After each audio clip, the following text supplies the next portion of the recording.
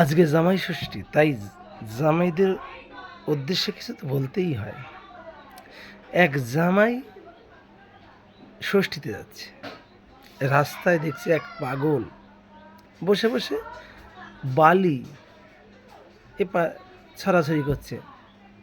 তখন বলছে, কিরে শ্বশুরবাড়ি যাচ্ছিস? তখন লোকটা ভাবে আমি শ্বশুরবাড়ি যাচ্ছি, ও কী করে জানলো? হ্যাঁ, যা যা যা, কপালে মার ছাড়া কিছু জুটবে না।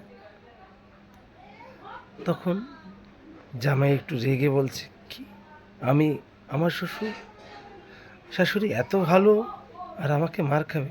কখনোই হতে পারে না, আমাকে কখনো না। বলছে, হ্যাঁ এটাই হবে, তোর কপালে মার আছে, আজকে তোর খাওয়া জুটবে না। রীতিমতি ওই পাগলের কথা শুনে, কে পাগল তো পাগলই হয়ে, ওর কথা কোনো গুরুত্ব দেয়নি, গেছে শ্বশুর বাড়ি গেছে। শ্বশুর বাড়ি শাশুড়ি বেশ বড় থালা সাজিয়ে খেতে দিয়েছে, আর খেতে বসেছে।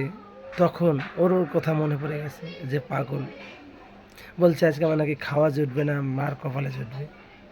তখন হঠাৎ করে হেসে দিয়েছে।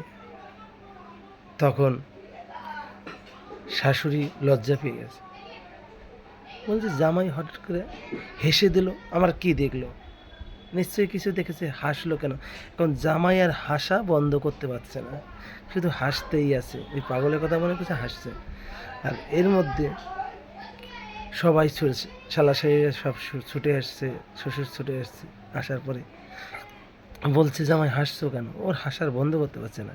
তারপরে শেষ পর্যন্ত ওই জামাইকে ভরপুর উত্তম মধ্যম দিয়েছে, খাওয়া তো দূরের কথা।